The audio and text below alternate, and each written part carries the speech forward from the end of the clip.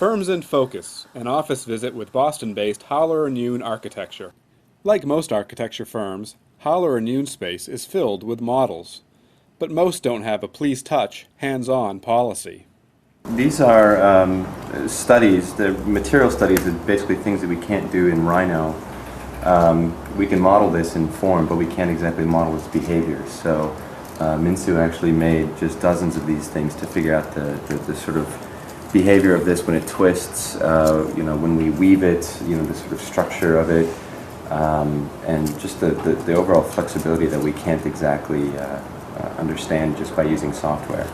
The idea is to make a kind of spatial valve which, through its kind of rotation, creates a kind of transformation in the form such that it can open up to allow people to kind of walk through it and then tighten up again to kind of close it. So the building is actually quite old. It does have great light.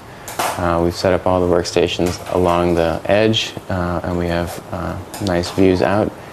The space, though, is quite rough. You can see the floor has been pretty beat up from its sort of industrial past. The ceiling is also pretty heavy because it's an industrial space. We like to hang things from it, so we like to treat it almost like a shop where we can test things out, nail things down. Eric, you mentioned that one of the nice aspects of the space is that you have tables in the center that are very easy to reconfigure as the needs of the office change. This is ideal for sewing sort of large things when we need a large surface area.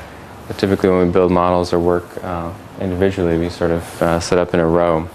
So we can just sort of snap these casters and just reset up the whole office to whatever configuration makes sense.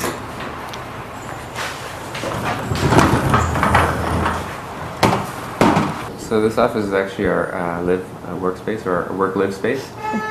Midge and I actually live behind this wall over here. But 90% of the office is dedicated to work. And even though we all work here, we also live here, so it has to be kind of fun and casual. Not all of us live here. We don't all live here. But since we do spend a lot of time here, we do want to make it a casual and pleasant place to work. Yeah. So it has a bit of a domestic quality. Mm-hmm. And this space is a kind of little annex to the office, which is smaller. It has the library, which is kind of color-coded and organized by red, orange, yellow, green, blue, white, black. So it makes it really hard to find books, but he likes that. The office is actually technically in the leather district, but we're right on the edge between the leather district and Chinatown. Being close to Chinatown has advantages in terms of getting supplies and materials, and also for takeout. The building we're actually across from is a really wonderful building in that it's completely eclectic and mixed use. It has dim sum on the lower level, it has parking on the second, third, and fourth level, and an office space on the top level. And it used to be, we used to have a joke in the office that all our projects were in that kind of 2-block radius, because we're doing a project across the street in 179 Lincoln, which is a kind of fiber optic installation in a 5-story atrium. And then we did a loft just beyond that on Hudson Street, right behind the Chinatown gate. Some of the firm's other work includes Loop, a finalist for PS1 Contemporary Art Center's 2006 Young Architects program.